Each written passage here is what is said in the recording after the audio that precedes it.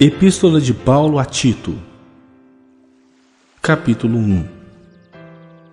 Paulo, servo de Deus e apóstolo de Jesus Cristo, para promover a fé que é dos eleitos de Deus e o pleno conhecimento da verdade segundo a piedade, na esperança da vida eterna que o Deus que não pode mentir prometeu antes dos tempos eternos e, em tempos devidos, manifestou a sua palavra mediante a pregação que me foi confiada por mandato de Deus, nosso Salvador, a Tito, verdadeiro filho, segundo a fé comum, graça e paz da parte de Deus Pai e de Cristo Jesus, nosso Salvador.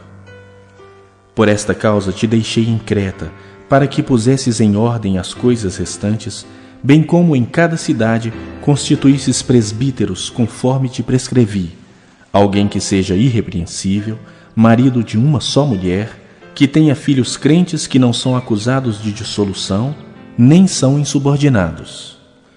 Porque é indispensável que o bispo seja irrepreensível como despenseiro de Deus, não arrogante, não irascível, não dado ao vinho, nem violento, nem cobiçoso de torpe ganância.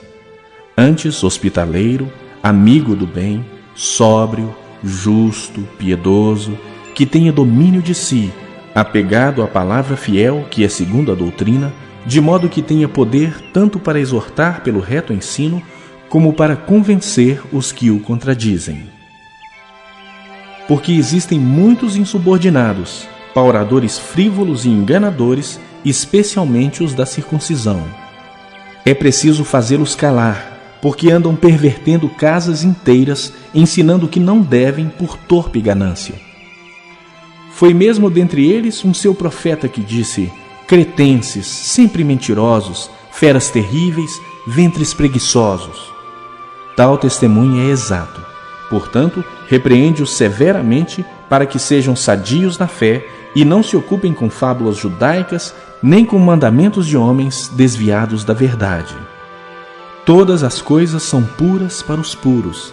Todavia, para os impuros e descrentes, nada é puro, porque tanto a mente como a consciência deles estão corrompidas. No tocante a Deus, professam conhecê-lo, entretanto o negam por suas obras. É por isso que são abomináveis, desobedientes e reprovados para toda boa obra.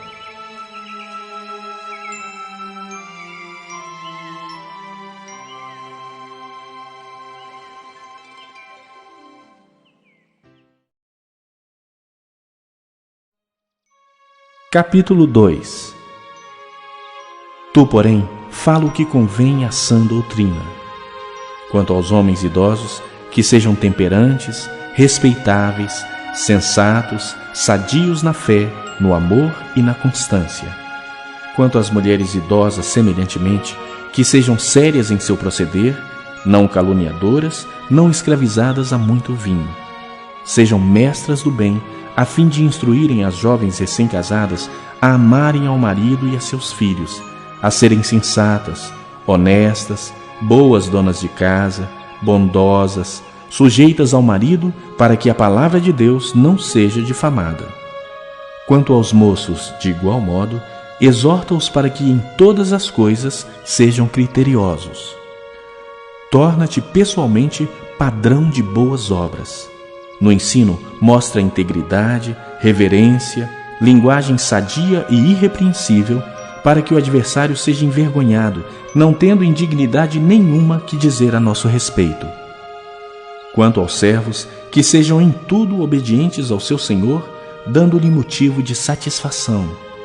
Não sejam respondões, não furtem, pelo contrário, deem prova de toda fidelidade, a fim de ornarem em todas as coisas a doutrina de Deus, nosso Salvador. Porquanto a graça de Deus se manifestou salvadora a todos os homens, educando-nos para que, renegadas a impiedade e as paixões mundanas, vivamos no presente século sensata, justa e piedosamente, aguardando a bendita esperança e a manifestação da glória do nosso grande Deus e Salvador, Cristo Jesus, o qual a si mesmo se deu por nós, a fim de remir-nos de toda iniquidade e purificar para si mesmo um povo exclusivamente seu, zeloso de boas obras. Dize estas coisas, exorta e repreende também com toda a autoridade. Ninguém te despreze.